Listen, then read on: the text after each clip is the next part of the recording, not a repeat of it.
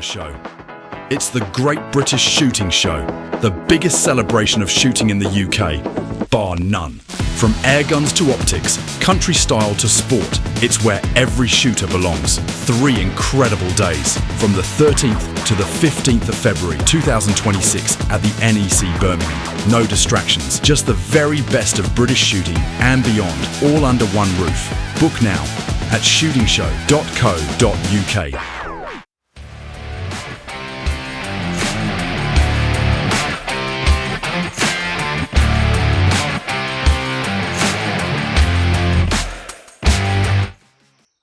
Hi, Gary Chillingworth here for Airgun World Magazine, Shooting and Country TV. Welcome to Life at the Range.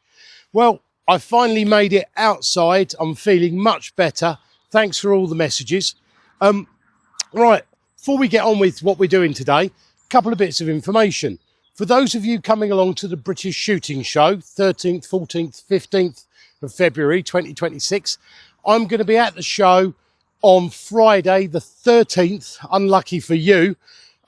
And I'm going to be doing a talk with the legendary Mr. Mick Garvey at 2:15 on the stage. Don't know where the stage is. I'm sure you can find it. I hope I can find it because I currently don't know where it is. So if you're there on the Friday, come and say hello. When we finish, I'll make sure I come and say hello to everyone. I'm also just going to be floating around the place. So if you see me in the wild, come and say hello. Would love to meet loads of you. Also, last weekend in June, if you fancy a trip to Holland, the Dutch boys are putting on their national HFT/FT shooting event. I think it's the 25th, 26th, but I'll put information here and I'll put a link below. If you've never shot in Holland, it's well worth a go. Lovely people, lovely place. It looks like it's going to be a lovely event. Unfortunately, I can't make it. The night before, I'm going to see Take That, Do Not Take the Mick. And then the following day, I'm unfortunately at a wedding. Otherwise, I would certainly be there. So yeah, shooting in Holland, always fun. Your guns are legal. Over to Calais on the boat, chuck a left up to Amsterdam and you're there. Or you can just take the boat to the hook and you're literally on the doorstep. It's literally go to Amsterdam, turn left a bit and you're at the event. Okay, so what is today's video all about? Well, today's video is all about budget chronographs and whether or not they're any good, and we're going to find out. And I actually don't know because I've not tested it against my proper chronograph. Now, some of you may be saying, Gary, why do I need a chronograph? Well, after buying your gun and your scope and your mat and your pellets and all the other bits, the chronograph is the most important thing you can have. What shows you if there is an issue with your gun. If your rifle is constantly putting out 760, 770 feet per second, and all of a sudden it's chucking out 650, 680, you know you've blown a seal, you know there is something going wrong. You might need to polish a hammer, whatever. This will be the first thing that tells you that you have got an issue with your rifle. Right, so what type of chronograph do you need? Well, I've got many chronographs. I've got a scan chronograph, which I was going to bring out and show you, but it's buried at the back of the garage. And if I go in there, I'm not going to be out for a couple of days. But this is, I would say, the gold standard of chronographs. This one comes from JS Ramsbottoms. This is the LMBR R2A. If you go to any UKA HFT event, the HFT World Championships, this is the chronograph that you will see being used. Incredibly reliable, incredibly robust, easy to use. What I like about it is you've got this large gap here.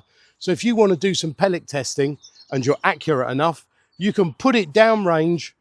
And if you can fire through that gap consistently, you can test your pellets downrange. So if you've got 2 or 3 batches, you put this out at 40 yards. One batch goes through at 680 feet per second. One batch goes through at 650 and one goes through at 640, you know that the 680s are the more efficient pellet. More speed downrange, less wind, better pellet. But these are 130, 140 pounds. And that's a lot of money. So are there other chronographs that you can buy that are as good? I don't know. We're going to find out. Back in the day, you could buy this, a Combro. This is my old Combro. This attaches to the front of the barrel. It's infrared. You shoot through. A very, very accurate chronograph. But finding one of these, it's easier to find an honest politician. This doesn't work. It hasn't worked for many, many years. I've changed the batteries. I've tried to do bits. It's a brilliant chrono. It's a brilliant chrono. If you can find one that's working, buy it. They're very, very good. But what we're here to talk about is this. Now, if you go onto eBay, you will see these for under £20. It is a rifle chronograph that is designed. This one measures in meters per second and feet per second, but some of them only measures in meters. And I've always ignored it. I thought, it's just a piece of junk. You know, it's your Temu special. But somebody who I actually trust and respect, Jason Lockett, very, very good bench rest shooter, has used one of these and says they're good. And I trust Jason. So I spent 20 quid and I bought one. And I thought to myself, let's give it a go. So that's what we're going to do today. We're going to measure this against this and let's see how accurate it is. It's as simple as that. Okay, so let's give it a go.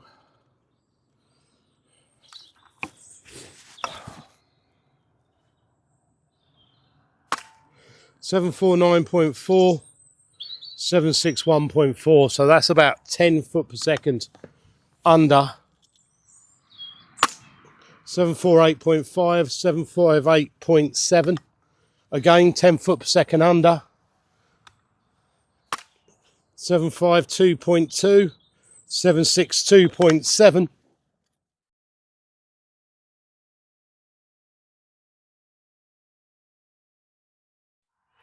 Okay, so it was consistently 10 foot per second under what the LMBR was. Now, would I have a chronograph that I know is not accurate? Well, it's better than nothing. If I know somebody with an LMBR and I can test this against it and I can put 50 or 60 shots through and I know that it's always 10, 11 foot per second under, then I can adjust. And what we're going to do now is we're going to talk about how to work out your FPS and how you turn it into foot-pounds. But would I have one? Well, do you know what? For 20 quid, if I just know I've got to add 10 foot per second onto it, I don't see any reason why not. But I would certainly always go for the LMBR if I could. But let's head into the conservatory and let's work out some foot poundages. Okay, so you've got your feet per second and you need to convert it into foot pounds, you know, because we know that as a UK shooter, our maximum level is 12 foot pounds before we need an FAC license.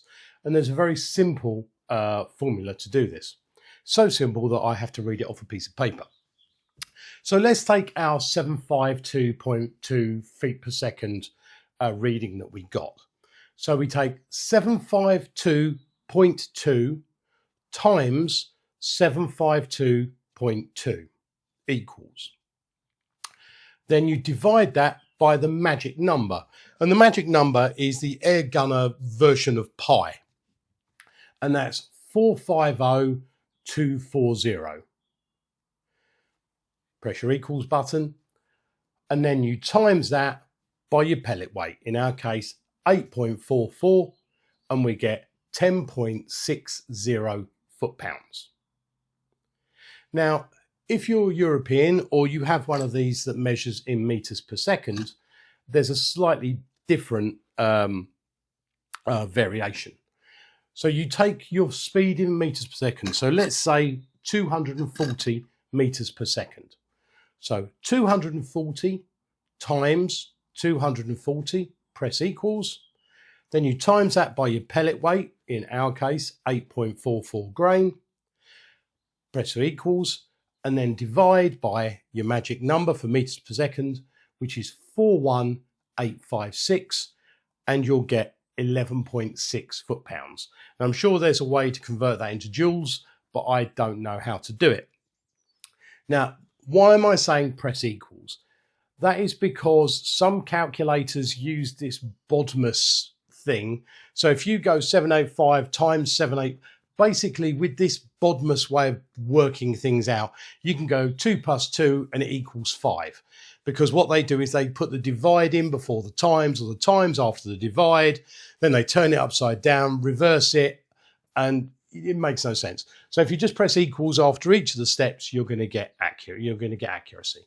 So again, for foot per second, 752 times 752 equals, divide that by 450,240 equals, and then times by 8.44, and you'll get your 10.6 foot-pounds. Meters per second, 240 times 240 equals, times your pellet weight, 844, equals, divided by 41856, and you get your 11.6 foot-pounds. Okay, so how do you attach the chronograph to your rifle? So let's say you have one with a silencer.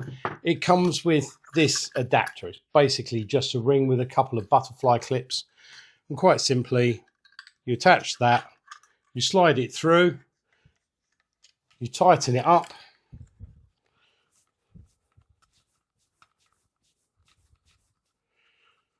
like so. And what you want to make sure is that the rifle is completely in line with these two sensors, and this section is not over the top of the first sensor. So what you don't want is it like that, so that the pellet is coming out and it's only going over one sensor. So it has to be back behind the sensor. So that's how you do it if you've got a silencer. However, if you've got a rifle, again, like you've got this Vanguard, obviously that doesn't have a silencer. So we'll just remove these.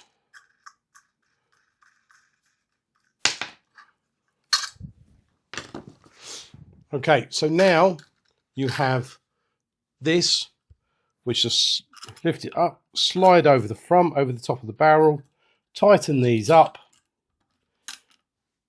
and you now have the chronograph fixed onto the barrel. So you've got two ways of fixing it. You've got this loop if you've got a silencer, or this way if you've just got a barrel. One thing I would do, I would buy some neoprene, some like sticky back neoprene, just to put onto these slopes so that you haven't got metal on your barrel. The other thing you can do is you could take a box. If you don't want to attach it to your barrel, and just sit it on top and just use that to aim through. But you do have a very, very narrow distance to get through. So you've got to make sure that you're perfectly lined up, straighten this. There's plenty of ways of attaching the chronograph to your rifle, and the way to set it up, and it's not difficult to use. You get your power lead with it, and you get some instructions. Not difficult to work out. All you really need to know is press it on when it comes on. When it says FPS, just press it, and now that will read in FPS. It reads up to like 10 shots, and cycling through it's not difficult. If you just turn it on, it will read in meters per second. So yeah, that's pretty much about it. So not difficult to use. Well, I think that brings us to the end of the video. What do I think of this chronograph? Well, do you know what? For 20 quid, I'm happy with it. It's a backup. I know it's running 15 feet per second under this, but what it is if I attach this to the front of my rifle, and I'm used to it shooting 750 feet per second, and it's now running at 710 or 720 or whatever it is, I know that there's an issue with the rifle. I can use it firing multiple shots, shooting strings to see the consistency of my rifle.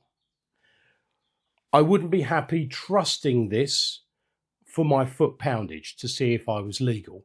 Because if I set up on this at, let's say, 790 feet per second, then I'm going to get kicked off of a competition because I'm going to be over power. So use it for measuring consistency, yes. Legality, no. But yeah, I would get, if you know of another cheap chrono around about 20 quid that's as good as this or better, please let me know. Drop me an email at lifeattherange@gmail.com or stick it in the comments below and we'll get one and we'll get it tested. But if you're going to get one of these, make sure you test it against a chronograph that you can trust. Well, I hope that helps. We'll hopefully see you at the British Shooting Show on Friday. That's the 13th of Feb 2026. And check out the Holland trip. That should be great. Take care of yourselves, take care of each other, and we'll see you all again very, very soon. Ta-da!